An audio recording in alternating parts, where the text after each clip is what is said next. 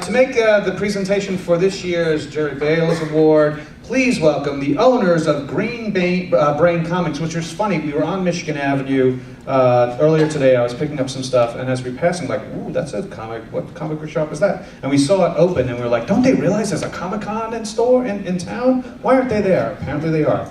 We're here. Welcome the owners of Green Brain Comics right here in Dearborn, Michigan. Dan and Kate Merritt. Where are you guys? Come on up. Am I right? That's that shop by Michigan I saw? We have employees. Yo, there you go. It's weird, isn't it? It is. We're so happy. There you go. Thank you. Oh man, I forgot my tip sheet. So yeah, I'd like to thank Gary and the Shel Dorf committee for inviting us up here to present the award, also for the drink tickets.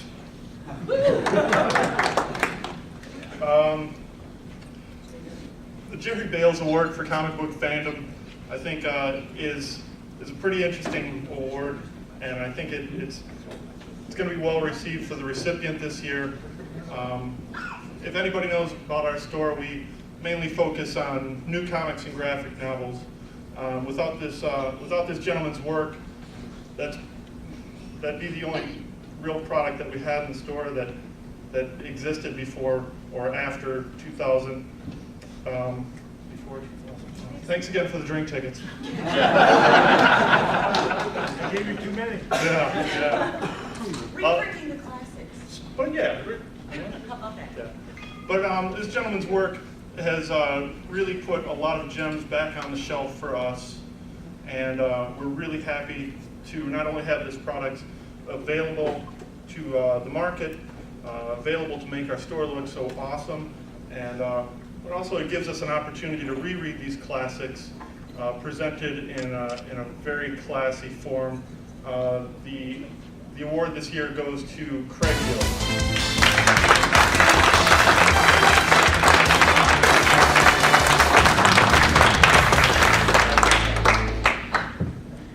I'd also like to thank Brian O'Halloran for reciting the speech that I wrote off the Wikipedia page.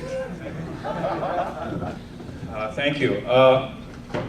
Nearly 50 years ago, when I was in junior high, and a couple friends and I started looking at comics again secretly, because there was no such thing as comic conventions, and you didn't want anyone at your school to know that you read comics, especially the girls. I can remember going into sleazy newsstands to try to find comic books, and that's about the only place you could find them, in some drugstores. And but we started reading comics, and I would make up stories like, gee, if for some reason some girl from our school comes in this store, I can't see why she'd be downtown in a sleazy bookstore, but if she comes in, I'll just tell her I'm buying these comic books for my little nephew who I'm babysitting or something.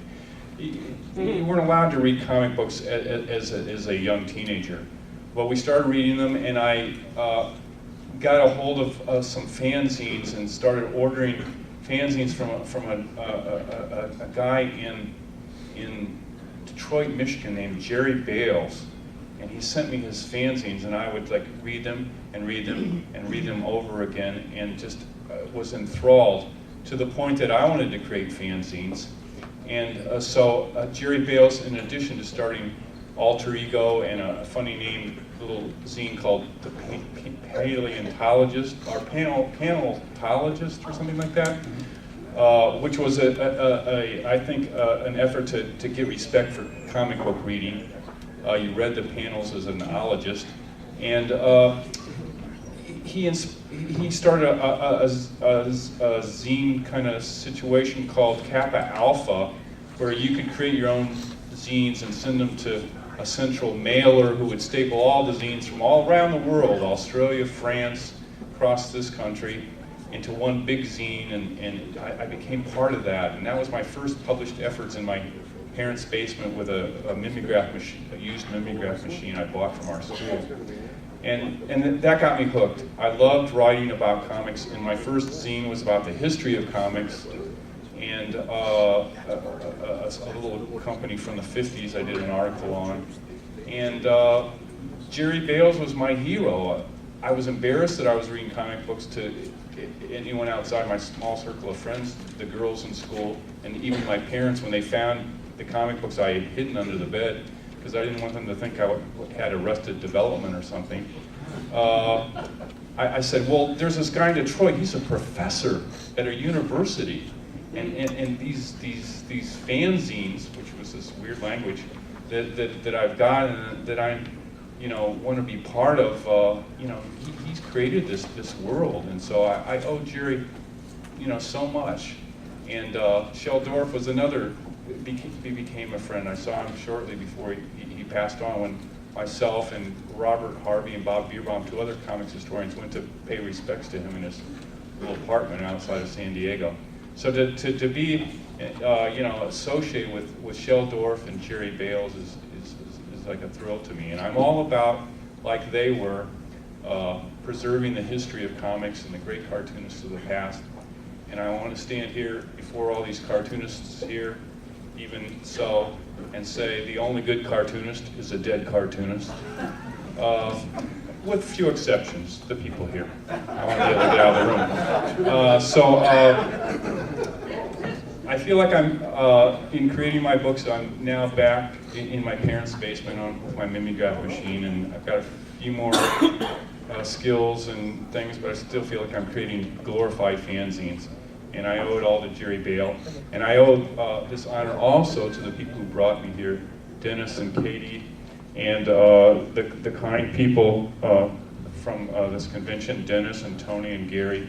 And I've never been to a convention with so much nice spirit. I just came from the New York Comicon, which was just all about media and hype. And I never wanted to come to another convention like that again. And now I'm here where I feel like I'm home with people who really appreciate comics, and I thank you for appreciating my work.